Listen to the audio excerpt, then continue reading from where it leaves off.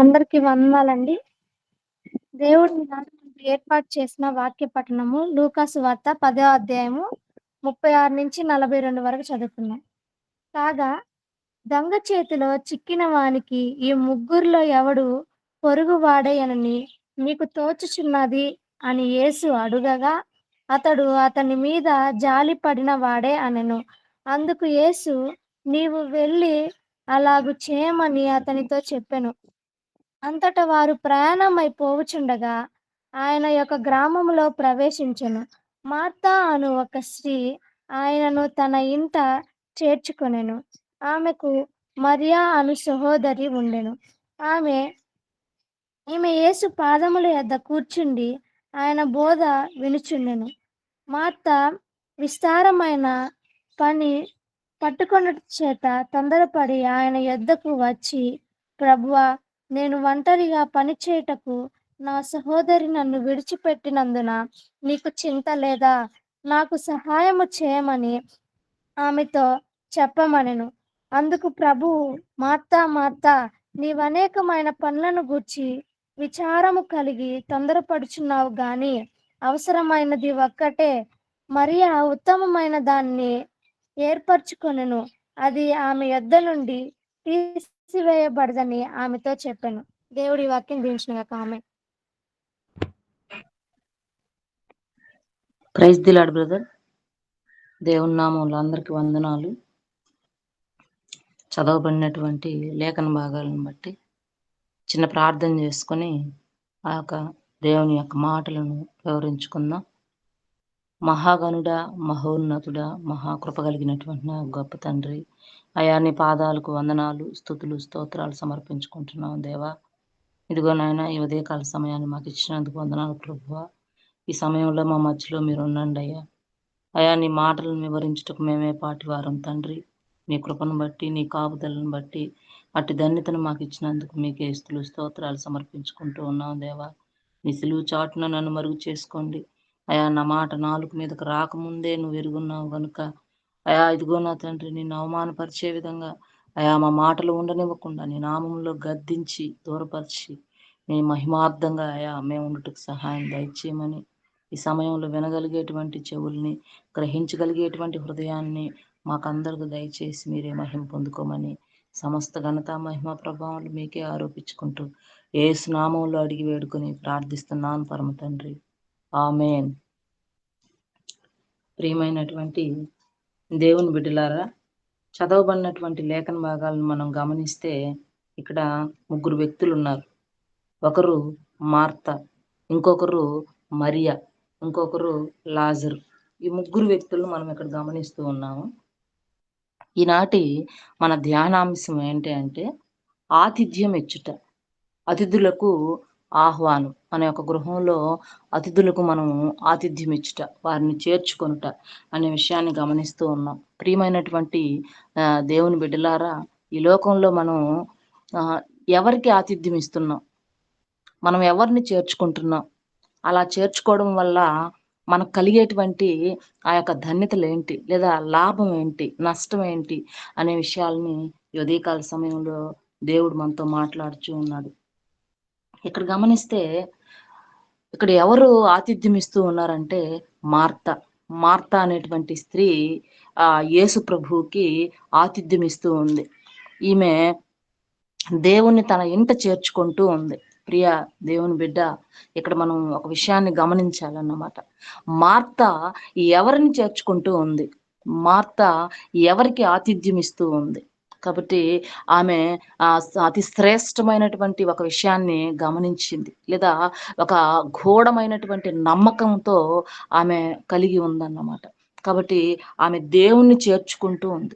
ఆమె తన ఇంట యేసు ప్రభువుని చేర్చుకుంటూ ఉంది. ఆమె తన ఇంట ఈ యేసు ప్రభువుకి ఆతిథ్యం ఇవ్వడాన్ని మనం ఆ లేఖనాల్లో గమనిస్తూ ఉన్నాం అన్నమాట.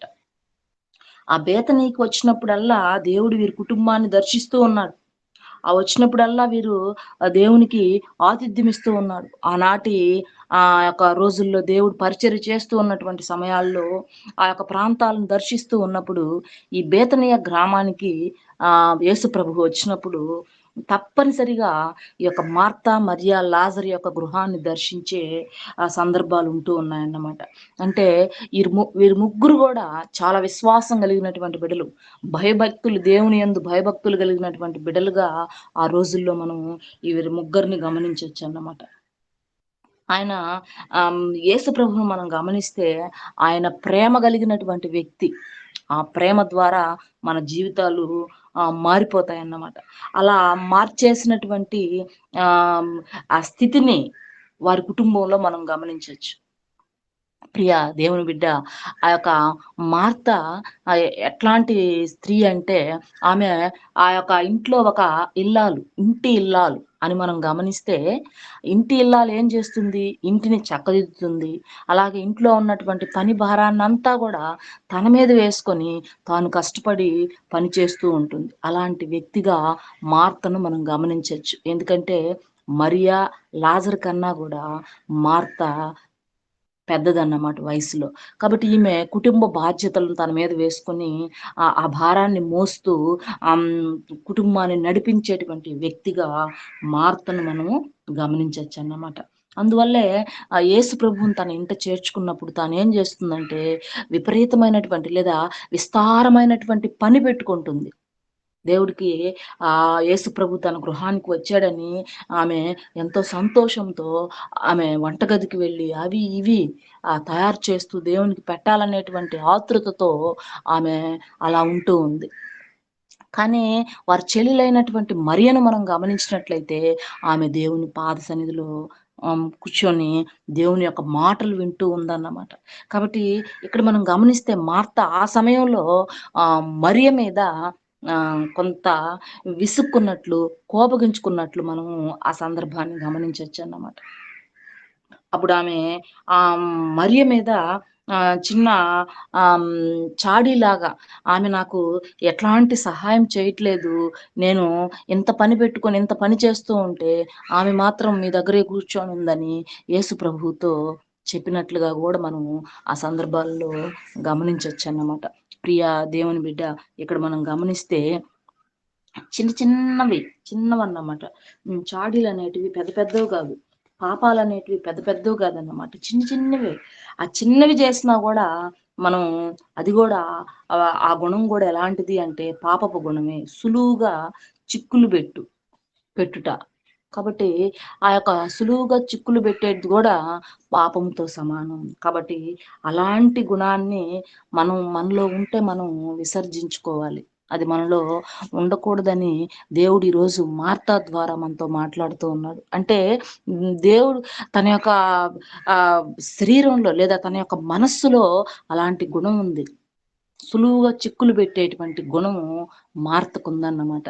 ప్రియ దేవుని బిడ్డ, ఈ యొక్క బలహీనతను మనము పోగొట్టుకోవాలి అనేసి దేవుడు అంటూ ఉన్నాడు. మరి ఎలా పోతుంది ఆ బలహీనత?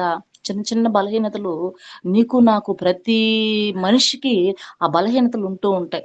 మరి పెద్ద పెద్ద తప్పులేమో చేయరు కానీ చిన్న బలహీనతలు మనలో ఉంటూ ఉంటాయి. అలాంటి బలహీనతలు పోవాలి అంటే మనం ఏం చేయాలి? మనం ఎలా వాటిని పోగొట్టుకోవాలి? ఏ డాక్టర్ దగ్గరకో లేకపోతే ఇంకొకరి దగ్గరకో వెళ్తే ఆ బలహీనతలు పోవు. ఆ బలహీనతలకి సరైనటువంటి మెడిసిన్ ఇంకా ఎవరు కనుక్కోలే.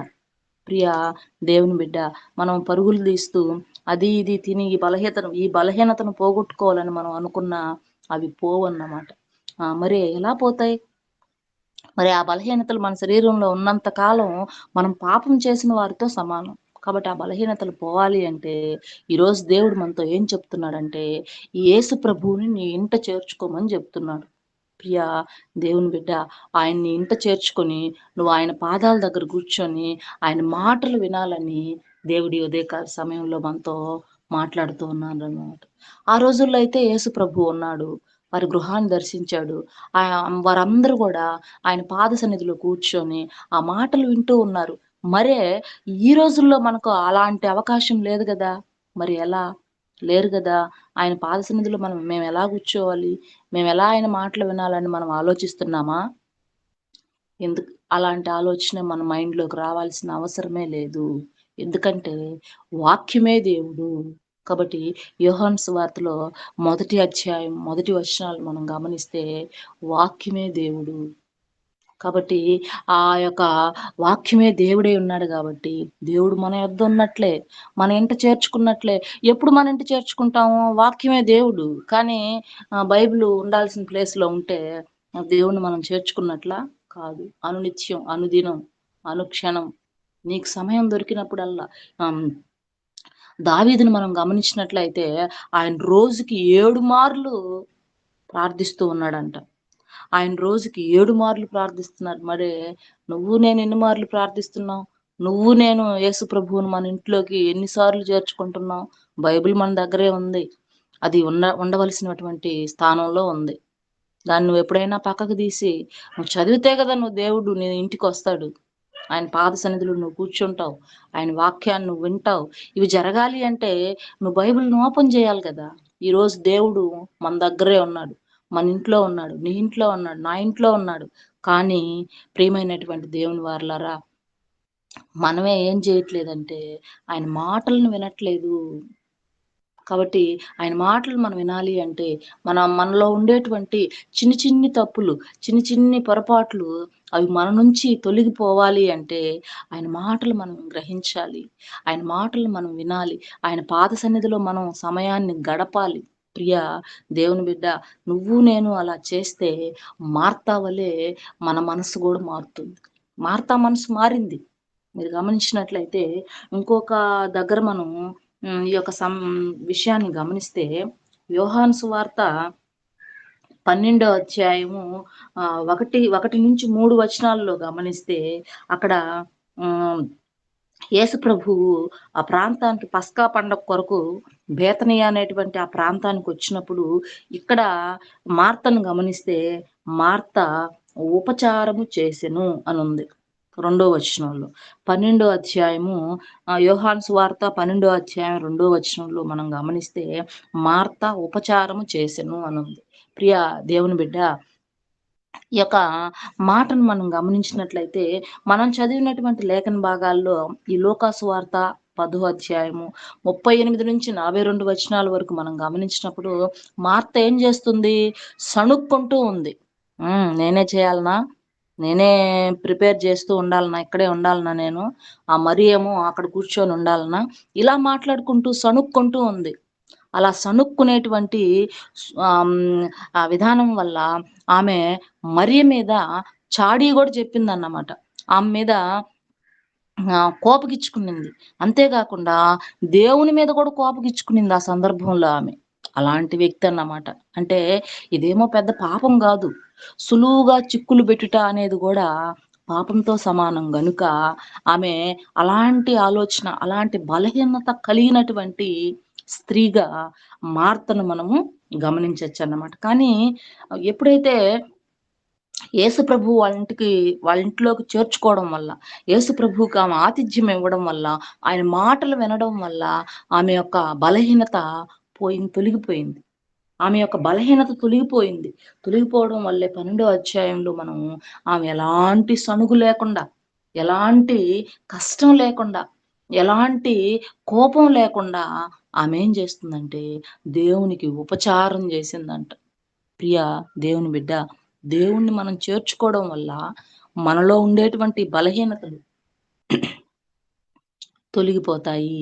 కాబట్టి ఈ యొక్క ఉదయకాల సమయంలో దేవుడు మనతో ఏం మాట్లాడుతున్నాడంటే, ఎప్పుడైతే మనం దేవుణ్ణి మనం చేర్చుకుంటామో, అంటే దేవుని యొక్క ఆత్మను కలిగి ఆయన్ని మన హృదయంలో చేర్చుకోవాలి. కాబట్టి దేవుణ్ణి మనం మన ఇంట్లో ఉన్నాడు దేవుడు. బైబిల్ రూపంలో, వాక్యం రూపంలో మన ఇంట్లో దేవుడున్నాడు. కానీ నువ్వు ఓపెన్ చేస్తే కదా! నువ్వు ఓపెన్ చేయట్లేదు. ఆ వాక్యాన్ని మనము ఆహ్, మన హృదయంలోనికి చేర్చుకోవట్లేదు. చేర్చుకున్నట్లయితే దేవుడు మన బలహీనతలను తీసివేస్తాడని ఈ ఉదయకాల సమయంలో దేవుడు మనతో మాట్లాడుతూ ఉన్నాడు. కాబట్టి అలాగున దేవుణ్ణి మనం చేర్చుకొని ప్రభువు యొక్క పాదాల దగ్గర కూర్చొని ఆయన బోధన వినాలని దేవుడి ఉదయకాల సమయంలో మనతో మాట్లాడుతూ ఉన్నాడన్నమాట. కాబట్టి ఇక్కడ మార్తను గమనిస్తే ఆమె ఒంటరిగా పనిచేస్తూ ఉంది. ఆమె అలసిపోయింది. అంతేకాకుండా మరియ మీద ఫిర్యాదు చేస్తూ ఉంది. కాబట్టి ఆమె ఏమి చేయట్లేదు అనేటువంటి ఆ యొక్క మాటను దేవునికి చెప్తూ ఉందన్నమాట. ఆ సమయంలో మనం గమనిస్తే ఆమె చాలా నిష్ఠూరాన్ని వ్యక్తపరుస్తూ ఉంది. కాబట్టి అట్లాంటి వ్యక్తి అప్పుడు మనం అలా తొందరపడి మన యొక్క బలహీనతను బయట పెట్టడం వల్ల అది గూడా ఒక పాపమే. ఆ సమయంలో యేసు ప్రభువు మరియతో ఒక మాట అంటాడు. మార్తాతో ఒక మాట అంటాడు. ఆ మాట ఏంటి అంటే, ఉత్తమమైనది ఏదో తెలుసుకొని దాన్ని వెంబడిస్తూ ఉంది మరియ. కాబట్టి ఆమెను తొందర పెట్టొద్దు అనేసి దేవుడు ఆమెతో పలికినట్లుగా మనము గమనించొచ్చన్నమాట. ప్రియ దేవుని బిడ్డ, దేవుణ్ణి మనం చేర్చుకోవాలి. దేవుణ్ణి మనం చేర్చుకున్నట్లయితే యేసు ప్రభువు మన యొక్క బలహీనతలను తీసివేస్తాడు అనేటువంటి విషయాన్ని మార్తా విషయంలో మనం గమనించొచ్చన్నమాట. అలాగే ఇంకొక వ్యక్తిని గూడా మనం గమనించొచ్చు. యేసు ప్రభువుని తన ఎంట చేర్చుకోవడం వల్ల తన ఎం తన గొ తన కుటుంబీకులకి అందరికీ, తనకే గాకుండా తన కుటుంబానికి మొత్తానికి రక్షణ వచ్చినట్లుగా గూడా మనం గమనించొచ్చు. ఆ యొక్క వ్యక్తి మనకందరికి తెలిసినటువంటి వ్యక్తి పొట్టివాడైనటువంటి జక్కయ్య. ప్రియ దేవుని బిడ్డ, జక్కయ్య విషయంలో గూడా మనం గమనిస్తే జక్కయ్య దుర్మార్గమైనటువంటి వ్యక్తి. పనులు వసూలు చేసేటువంటి వ్యక్తి అన్నమాట. కాబట్టి పన్నులు వసూలు చేసేటువంటి వ్యక్తి ఎలాంటి వ్యక్తి అంటే ఖచ్చితంగా వాళ్ళ యొక్క గొంతు మీద కాలు పెట్టి ఖచ్చితంగా నువ్వు నాకివ్వాలి అనేటువంటి వ్యక్తులన్నమాట వాళ్ళు.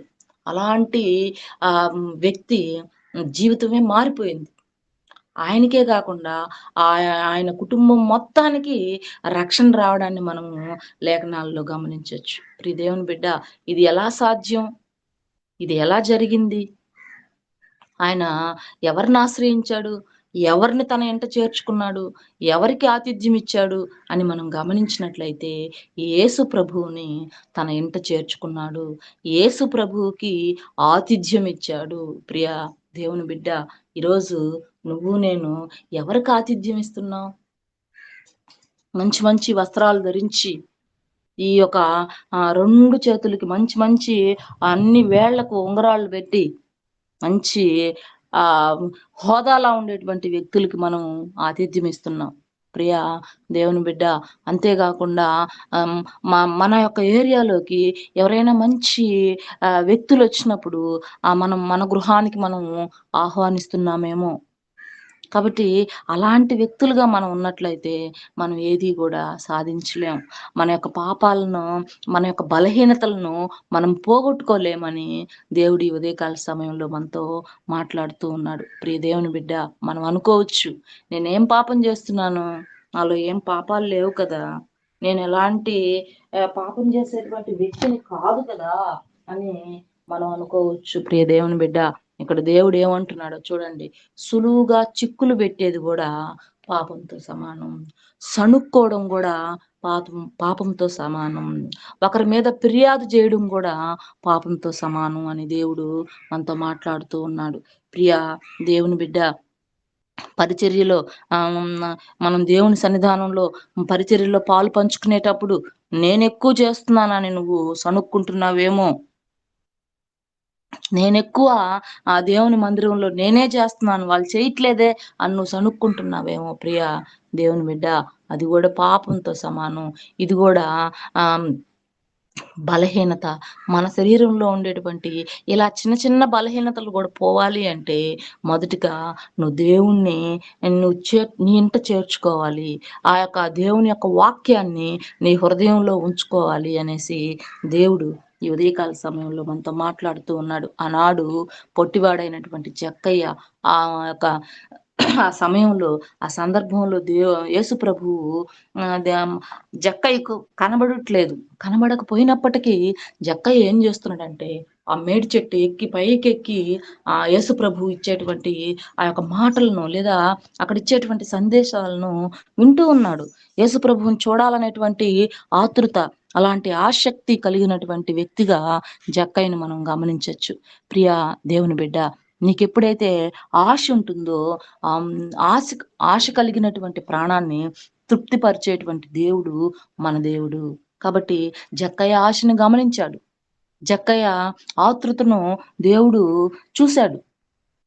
కాబట్టి వెంటనే అంతమంది జనాంగం నుంచి బయటకొచ్చి యేసు ప్రభువు ఏమంటున్నాడంటే, "జక్కయ్య దిగిరమ్ము. ఈనాడు నీ కుటుంబానికి రక్షణ వచ్చి ఉన్నదని" దేవుడు ఆ జక్కయ్యతో అంటూ ఉన్నాడు. ప్రియా దేవుని బిడ్డ, నువ్వు నేను ఇలాంటి స్థితిలోనే ఉన్నామేమో ఒకసారి మనల్ని మనం పరిశీలించుకోవాలి. కాబట్టి మనకు ఎంత ఉన్నప్పటికీ మనం ఎంత అర్హత కలిగి ఉన్నప్పటికీ, అది చదువులో గావచ్చు, జ్ఞానంలో గావచ్చు, డబ్బులో గావచ్చు, ఏ విషయంలో అయినా గావచ్చు, మనకు అన్నీ ఉన్నప్పటికీ దేవుణ్ణి గాని మనం కలిగి ఉండకపోతే వ్యర్థమే. కాబట్టి అవన్నీ వ్యర్థమే. కాబట్టి నీ బలహీనతలు నీలోనే ఉంటాయి. లేకపోతే నువ్వు కలిగి ఉన్నదంతా నీ దగ్గరే ఉంటుంది గానీ, నీకు మనశ్శాంతి ఉండదు. నీకు సంతోషం ఉండదు. నీకు సమాధానం ఉండదు. ప్రియా దేవుని బిడ్డ, నువ్వు ఇవన్నీ కలిగి ఉండి దేవుణ్ణి కలిగి ఉండకపోయినట్లయితే నువ్వు సమాధానంతో ఉండలేవు. ప్రియా దేవుని బిడ్డ, ఈ ఉదయకాల సమయంలో దేవుడు మనతో ఏం చెప్తున్నాడంటే, ఆయన్ని మనం మన ఇంట చేర్చుకోవాలి. ఆ వాక్యాన్ని, దేవుడే వాక్యం గనుక వాక్యాన్ని మన హృదయంలో ఉంచుకున్నట్లయితే నీలో ఉండేటువంటి ఆ బలహీనతలు, నీలో ఉండేటువంటి పాపపు ఆలోచనలు మన మన నుంచి దూరం అవుతాయి అని దేవుడు ఈ ఉదయకాల సమయంలో మనతో మాట్లాడుతున్నాడు. కావునే మార్తాలో ఉండేటువంటి ఆ సణుగుడు, ఆ ఫిర్యాదు చేయడం, ఆ కోపగించుకోవడం, ఇలాంటి బలహీనతల్ని మార్తా వదిలిపెట్టింది. కాబట్టే బేతనీలోకి మరోమారు పస్కా పండుగ నాడు యేసు ప్రభువు ఆ గ్రామాన్ని దర్శించినప్పుడు ఆమెం చేస్తుందంటే, ఎలాంటి సణుగు లేదు, ఎలాంటి కోపం లేదు, ఎలాంటి ఫిర్యాదు లేదు. ఆమె కాముగా దేవునికి ఉపచారం చేసినట్లుగా మనం గమనించొచ్చన్నమాట. అంతేకాకుండా మనం గమనిస్తే మార్తకు ఇంకొక లక్షణాన్ని కూడా మనం గమనించొచ్చన్నమాట.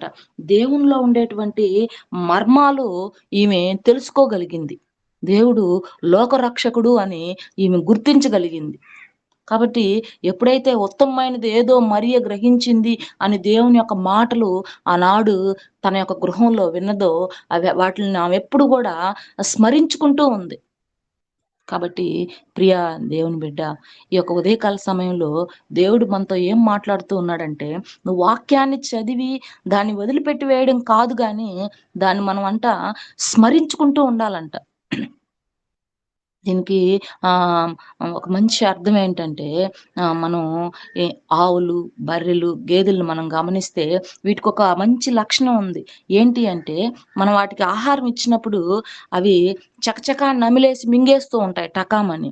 మింగేసి అవి విశ్రాంతిగా ఉన్నప్పుడు మళ్ళీ దాన్ని హ్మ్, నోట్లోకి తెచ్చుకుంటాయి. తెచ్చుకొని మళ్ళీ వాటిల్ని ఆహ్, నములుతూ ఉంటాయి. దీన్నే నెమరు వేయుట అంటారు. అంటే మనం విన్నటువంటి వాక్యం, మనం ఆ యొక్క ఏ సందేశాన్నయితే విన్నామో, ఏ వాక్యాన్నయితే మనం చదివామో, దాన్ని అప్పుడు చదివేసి మనం దాని గురించి ఆలోచించకుండా, దాని గురించి మనం ఎలాంటి ఆలోచన లేకుండా గాని ఉన్నట్లయితే, దానిలో ఉండేటువంటి మర్మం, దానిలో ఉన్నటువంటి నిగూఢమైనటువంటి సత్యాన్ని మనం గ్రహించలేం. ప్రియా దేవుని బిడ్డ, మన తీరిక సమయంలో మనం ఈరోజు చదివినటువంటి వాక్యం, విన్నటువంటి సందేశాన్ని మళ్ళీ మనం గుర్తు తెచ్చుకొని నెమరు వేయాలి. కాబట్టి గేదెలు ఏ విధంగా నెమరు వేస్తాయో, అలా నెమరు వేస్తే ఆ గేదెలకి ఏం తెలుస్తుందంటే, ఆ తిన్నటువంటి ఆహారంలో ఉండేటువంటి రుచిను అవి గ్రహిస్తాయన్నమాట. కాబట్టి ఈ విన్నటువంటి వాక్యంలో ఉండేటువంటి ఆ యొక్క మర్మాన్నే మనం గుర్తించాలి అంటే, మనం గమనించాలి అంటే, మళ్ళీ దాన్ని మనము స్మరణకు తెచ్చుకుంటూ ఉండాలి. మళ్ళీ మనం దాన్ని నెమరు వేస్తూ ఉండాలని దేవుడి ఉదయకాల సమయంలో మనతో మాట్లాడుచూ ఉన్నాడు. మనం అనేక సందేశాలు వింటూ ఉన్నాం. అనేక మంది దైవజనులు దేవుని యొక్క మాటలు చెప్తూ ఉన్నారు. అలాంటి వాటిని మనం వింటూ వాటిని వదిలిపెట్టేస్తున్నాం అన్నమాట. ప్రియా దేవుని బిడ్డ, ఈ ఉదయకాల సమయంలో దేవుడు నీతో నాతో ఏం మాట్లాడుతూ ఉన్నాడంటే, విన్నటువంటి ఆ వాక్యాన్ని మనం వదిలివేయకుండా దాన్ని నెమరు వేసుకొని అందులో ఉండేటువంటి నిగూఢమైనటువంటి సత్యాలను మనం గ్రహించినట్లయితే మనం ఖచ్చితంగా మనలో ఉండేటువంటి చిన్న చిన్న బలహీనతల్ని మనం గుర్తిస్తాం. గుర్తించి వాటిల్ని వదిలివేస్తామని ఉదయకాల సమయంలో దేవుడు మనతో మాట్లాడుతూ ఉన్నాడు. మార్తా కూడా అంతే. లాజరు రోగయ్యి ఆయన చనిపోయినప్పుడు కూడా మార్తా ఏమంటుంది? ఆ దేవునిలో ఉండేటువంటి ఆ మర్మాలను ఆమె గ్రహించింది. ఆ మర్మాలను ఆమె గ్రహించే మార్తకు ప్రభుతో ఉన్నటువంటి ఆ యొక్క సంబంధం వల్ల, అలాంటి స్నేహం వల్ల మార్త ఏమంటుందంటే, అంత్య దినమున పునరుద్ధానమందు లేచునని నేను ఎరుగుదును అనేసి దేవునితో చెప్తూ ఉందామె. ఎందుకలా చెప్పిందంటే, దేవుడు ఏమంటాడంటే, ఆయన లేట్‌గా రావడం వల్ల ఆ ప్రాంతానికి అప్పటికే 4 రోజులు అయిపోయి ఉంటుంది లాజరు చనిపోయి. కానీ మీరిక్కడ గాని ఉన్నట్లయితే నా తమ్ముడు బ్రతుకుంటాడు అనేసి మరియ అన్నప్పుడు, దేవుడు ఆ యొక్క లాజరు మరలా లేస్తాడనే మాట చెప్తాడు. చెప్పిన వెంటనే మార్త అంత్యదినమున పునరుద్ధానమందు లేచునని ఎరుగుదును అని చెప్తుందన్నమాట. ప్రియ దేవుని బిడ్డ, మనం ఎక్కడ గమనించినట్లయితే దేవునిలో ఉండేటువంటి పరలోక మర్మాల్ని మార్త గ్రహించినట్లుగా మనం గమనిస్తాం. అంటే ఆ దినాల్లో మృతులు లేస్తారని ఆమె గ్రహించింది. అంత్య దినమందు ఖచ్చితంగా చనిపోయినటువంటి వ్యక్తులు పైకి లేస్తారు అనేటువంటి ఆ సత్యాన్ని మార్త గ్రహించింది. ప్రియ దేవుని బిడ్డ, ఇలాంటి మర్మాలను ఆమె గ్రహించగలిగిందన్నమాట. అంతేకాకుండా దేవుడు ఇంకొక మాట అంటాడు, నేనే పునరుద్ధానమును జీవమును నేనే, నా యందు విశ్వాసముంచువాడు చనిపోయినను బ్రతుకును అని దేవుడు లాజరు విషయంలో అంటారు. పునరుద్ధానమును జీవమును నేనే, నా యందు విశ్వాసముంచువాడు చనిపోయినను బ్రతుకును. బ్రతికి నా యందు విశ్వాసముంచు ప్రతివాడును ఎన్నటికిని చనిపోడు అని దేవుడు అక్కడ ఈ మాటలు చెప్పినట్లుగా మనం గమనిస్తాం. ఈ మాటల్ని నమ్ముచున్నావా అని ప్రభువు మార్తను ప్రశ్నించినప్పుడు మార్త ఏమంటుందంటే, ఒక శ్రేష్టమైనటువంటి సమాధానాన్ని ఆమె చెప్తుంది. ఏంటంటే, అవును ప్రభువా, నీవు ఈ లోకమునకు రావలసిన దేవుని కుమారుడవైన యేసుక్రీస్తు అని నేను నమ్ముచున్నాను అని చెప్తుంది. ప్రియ దేవుని బిడ్డ, ఇలాంటి పరలోకపరమైనటువంటి మర్మాలను కూడా మార్త గ్రహించగలిగింది. దీనికి కారణం ఏమిటి అంటే, ఆమె దేవుణ్ణి తన ఎంట చేర్చుకొనింది. వాక్యాన్ని తన హృదయంలో ఉంచుకొని నెమరు వేసేటువంటి వ్యక్తిగా, తిరిగి మరలా మరలా వాటిల్ని స్మరించుకునేటువంటి వ్యక్తిగా మార్త తన జీవితంలో ఉందన్నమాట. అందుకనే ఆమెలో ఉండేటువంటి ఆ బలహీనతని, సణుక్కునే బలహీనతని, ఫిర్యాదు చేసేటువంటి బలహీనతలను, లేకపోతే సులువుగా చిక్కులు పెట్టేటువంటి బలహీనతల్ని వదిలివేయగలిగింది. ప్రియ దేవుని బిడ్డ, ఇక్కడ మార్తా జీవితంలో ఏ విధంగా తన బలహీనతలను వదలగలిగిందో మనం గ్రహించాం. కాబట్టి దేవుణ్ణి తన ఎంట ఆనాడు చేర్చుకోవడానికి అవకాశం ఉంది కాబట్టి దేవుణ్ణి తన ఎంట చేర్చుకొని తన బలహీనతలను పోగొట్టుకొని ఇంకా ఆత్మీయంగా బలపడినటువంటి వ్యక్తిగా మార్తను మనం గమనించొచ్చు. అలాగునే జక్కయ్య కూడా తనలో ఉండేటువంటి బలహీనతలను పోగొట్టుకోవాలని కాదు గాని, దేవుణ్ణి చూడాలా, ఆయన మాటలను వినాలా అనేటువంటి ఆసక్తి కలిగినటువంటి వ్యక్తిగా మనం జక్కయ్యని గమనించొచ్చు. అందుకనే యేసు ప్రభువుని చూశాడు. ఆ చూడడమే కాకుండా యేసు ప్రభువు తనను గమనించి తన దగ్గరకు వచ్చినప్పుడు తనను తీసుకొని తన గృహానికి వెళ్ళాడు. ప్రియ దేవుని బిడ్డ, ఇక్కడ జక్కయ్య కూడా యేసు ప్రభువుని తన ఇంట చేర్చుకున్నాడు. ఎప్పుడైతే జక్కయ్య యేసు ప్రభువుని తన ఇంట చేర్చుకున్నాడో తనకు తన ఇంటికి రక్షణ వచ్చింది. కాబట్టి ప్రియ దేవుని బిడ్డ, ఎప్పుడైతే రక్షణ వచ్చిందో తనలో ఉన్నటువంటి ఆ పాపపు ఆలోచనలు, పాపపు పనులు, తనలో ఉండేటువంటి ఆ బలహీనతలన్నీ కూడా దూరం అయిపోయాయి. ఆయన కూడా ఒక మంచి భక్తిపరుడుగా, ఒక మంచి విశ్వాసపరుడుగా ఆయన బైబిల్లో మనకు ఒక మాదిరికరంగా మిగిలాడు. ప్రియ దేవుని బిడ్డ, తనలో ఉండేటువంటి ఆ గుణాన్ని తీసివేసుకున్నాడు. ఆ పనులు వసూలు చేయడంలో తను ఎంత ఎక్కువగా వసూలు చేశాడో వారందరికి తిరిగి మళ్ళీ అంతకు రెండింతలుగా వాళ్ళకి ఇవ్వగలిగేటువంటి జ్ఞానాన్ని పొందుకున్నాడు. కాబట్టి తనలో ఉండేటువంటి బలహీనతను ఆ విధంగా తీసివేసుకొని దేవునికి దగ్గరయ్యాడు. కాబట్టి ఈలాగున నువ్వు నేను ఉండాలని దేవుడు ఇష్టపడుతూ ఉన్నాడు. ప్రియా దేవుని బిడ్డ, నీవు మార్తాలాగా, జక్కైలాగా మన జీవితాల్లో ఉండేటువంటి ఆ బలహీనతల్ని యేసు నామంలో గద్దించి దూరపరుచుకోవాలి. కాబట్టి అలా దూరపరుచుకోవాలి అంటే ఆనాడు యేసుప్రభు వారి గృహాలకు వెళ్ళాడు. కానీ ఈనాడు మన మన చేతిలో వాక్యం అనేటువంటి యేసుప్రభు మన దగ్గరే ఉంటూ ఉన్నాడు. కానీ ఆ వాక్యాన్ని మన హృదయంలోనికి మనము పంపించుకోవట్లేదు. కాబట్టి ఈ వాక్యాన్ని మన హృదయంలో ఉంచుకొని, ఆ వాక్యాన్ని నెమరు వేసుకుంటూ మనలో ఉండేటువంటి బలహీనతలు తీసివేసుకొని, దేవుని యొక్క పాద సన్నిధిలో మనం సమయాన్ని గడపాలని ఈ ఉదయకాల సమయంలో దేవుడు మనతో మాట్లాడుచూ ఉన్నాడు. కాబట్టి దేవుడు మనతో మాట్లాడినటువంటి మాటలు మనము మన యొక్క ఆలోచనల్ని మనం అనుదినం మనం విన్నటువంటి వాక్యం ఆదివారం వింటూ ఉంటాం. అప్పుడప్పుడు ప్రార్థనా కూడికలు జరుగుతూ ఉంటాయి. ఇలాంటి వాటిలన్నిటిని మనం విని వదిలివేయకుండా వాటిని నెమరు వేసుకుంటూ వాటి విషయమై మనం ఆలోచిస్తూ మనలో ఉండేటువంటి బలహీనతలను తీసివేసుకొని మనం మంచి విశ్వాసపరులుగా, ఆత్మీయులంగా మనలో మనం ఎదగాలని దేవుడి ఉదయకాల సమయంలో మనతో మాట్లాడుతూ ఉన్నాడు. దేవుడిచ్చినటువంటి ఈ లేఖన భాగాల్ని మన మిక్కిలి వినికిడిలో ఆయన ఆశీర్వదించి నూరంతల ఫలాలతో మనల్ని అందరిని నింపాలని కోరుకుంటూ ముగించుకుంటూ ఉన్నాను. ఆమేన్. అందరికీ వందనాలండి. ప్రార్థన చేసుకుందాం. ప్రేమ కలిగిన తండ్రి, కృపగలిగిన యేసయ్య, నీ పాదాలకి స్తుతులు స్తోత్రాలు నాయన. గడిచిన రాత్రంతయు మీ కృప చేత క్షేమాన్నిచ్చి కాపాడి ఉదయకాల వేళల్లో తండ్రి మీ యొక్క శ్రేష్టమైన సమయం మీ సన్నిధిలో తండ్రి మొదటి గడియ మేమందరం నాయన ఒక కుటుంబంగా, సంఘంగా మీ సన్నిధిలో చేరి స్తుతించుటకు, ఆరాధించుటకు, మీ వాక్యాన్ని ధ్యానించుకుంటకు ఇచ్చిన శ్రేష్టమైన సమయాన్ని బట్టి స్తోత్రాలయ్యా. ఎందరికో లేని భాగ్యము మాకు ఇచ్చారు, మీకు స్తోత్రము. మీరు దేవుడుగా గల జనులు ధన్యులు అని సెలవిచ్చిన దేవా, నీకు స్తోత్రం ప్రభా. మా ప్రభా, ఇంతవరకు పాటల ద్వారా స్తుతించాం. మీ బిడ్డ ద్వారా, మీ దాసురాల ద్వారా మాకు వినిపింపచేసిన శ్రేష్టమైన వర్తమానాన్ని బట్టి స్తోత్రాలు ప్రభా. అవును తండ్రి, ఎవరికి ఆతిథ్యం ఇవ్వాలి అంటే దేవునికి, క్రీస్తుకి మా హృదయంలో ఆతిథ్యం ఇవ్వాలని మేము సత్యాన్ని తెలుసుకునే కృపను దయచేసినందుకు స్తోత్రాలు. మీ బిడ్డ ద్వారా మాతో మాట్లాడినందుకు స్తోత్రాలు చెల్లిస్తున్నాం. మార్త తన జీవితంలో అనేక మార్లు ప్రభా తప్పులు చేస్తూ చిక్కులు పెట్టేటువంటి ఆ యొక్క చాడీలు సంబంధించినటువంటి తన హృదయంలో ఉన్నటువంటి ఆ బలహీనతను ప్రభా చూస్తూ ఉన్నాం. మా తండ్రి, అటు బలహీనతను ప్రతి బిడ్డలో తండ్రి మా వాళ్ళలో ఎవరైతే ఉందో అవన్నీ నాయన మేము సరి చేసుకునే కృపను దయచేయమని ప్రార్థిస్తున్నాం.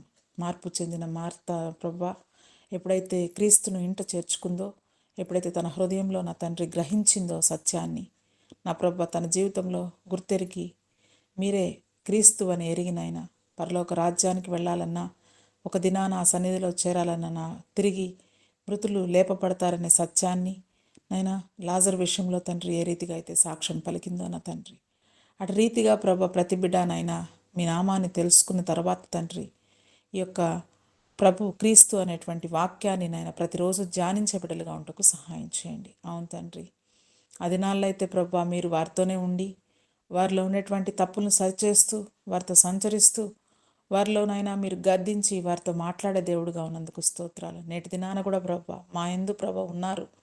ఆది యందు వాక్యం ఉండెను, వాక్యము దేవుడైండెను. ఆ వాక్యమే మన మధ్య నైనా కృపాసత్య దేవునిగా నా తండ్రి నివసిస్తూ ఉన్నాడనే సత్యాన్ని మేము తెలుసుకునే కృపను దయచేయండి. మా ప్రభా ఈ పరిశుద్ధ గ్రంథం ప్రతి గృహంలో ఉంటుంది కానీ తండ్రి, గృహంలో ప్రతి ఒక్కరూ తండ్రి దాన్ని ధ్యానించాలనే ఆసక్తిని ప్రతి బిడ్డకి అనుగ్రహించమని ప్రార్థిస్తున్నాం. ఈ వాక్యాన్ని ప్రతిరోజు ప్రభా చదివితే మీరే మాతో మాట్లాడతారు ప్రభా. వాక్యమే దేవుడు అనే సత్యాన్ని ప్రభా బిడ్డ ద్వారా మాకు నేర్పించారు, వినిపించారు, గద్దించినందుకు స్తోత్రాలు చెల్లిస్తున్నాం. ఎంతమంది బిడ్డలైతే పరిశుద్ధ గ్రంథాలు ఇంకనూ తండ్రి ఓపెన్ చేయక ప్రభా ప్రతి ఆదివారం నా తండ్రి చర్చెస్కి వెళ్తూ నాయనా క్రైస్తవులు అని చెప్పుకుంటూ ఉన్నారు, వారందరి హృదయాలతో మీరు తట్టి లేపమని ప్రార్థిస్తున్నాం. ప్రతిరోజు ఉదయము, సాయంత్రము, సమయము, అసమయం మందు తండ్రి వాక్యాన్ని ధ్యానించే బిడ్డలుగా ఉంటకు సహాయం చేయండి. చక్కటి వర్తమానాన్ని మీ బిడ్డ ద్వారా వినిపింపచేసావు, నీకు స్తోత్రాలు ప్రభా. జక్కయ్య విషయంలో కూడా అంతే నా తండ్రి, తన జీవితంలో అనేక సార్లు ప్రభా ఆ యొక్క లంచం తీసుకుంటూ తన జీవితంలో ప్రభా అనేక మార్లు ప్రభా బలహీనత స్థితిలో ఉంటూ తను ఏ రోజైతే నాయన క్రీస్తును ఇంట చేర్చుకున్నాడో ఆ దినాన్ని నుంచి తండ్రి తన తప్పులు, తన పాపాలు నాయన మీదుట ఒప్పుకున్నాయి. విడిచిపెట్టి వారి దగ్గర ఎంత నాయన వసూలు చేశాడో ట్యాక్స్ని తిరిగి నాయన అవి రెట్టింపుగా వారందరికీ ఇచ్చేశాడు ప్రభువా. అటువంటి నాయన మాలో కూడా తండ్రి మారు మనసు పొందుటకు సహాయం చేయండి. పాపం అంటే నా తండ్రి పెద్దది కాదు కానీ చిన్నది ప్రభా. చాడీలు చెప్పడం కూడా పాపమే, ఇతరుల గురించి దూషణ మాటలు మాట్లాడడం కూడా పాపమే అనే సత్యాన్ని ప్రతిబిడ్డ గ్రహించే కృపను దయచేయమని ప్రార్థిస్తున్నాం. ఇది నాన్న తండ్రి వర్తమానం చెప్పిన మీ దాసురాలను జ్ఞాపకం చేసుకోనండి. వారు చేయించిన పరిచర్యను ఆయన అదే రీతిగా ఆ యొక్క ఉద్యోగ బాధ్యతల్లో మీరు తోడుగా ఉనండి. ముఖ్యంగా కుటుంబ పక్షంగా బిడ్డని గురించి మేము మీ సన్నిధిలో అడుగుచున్నాం నాయన.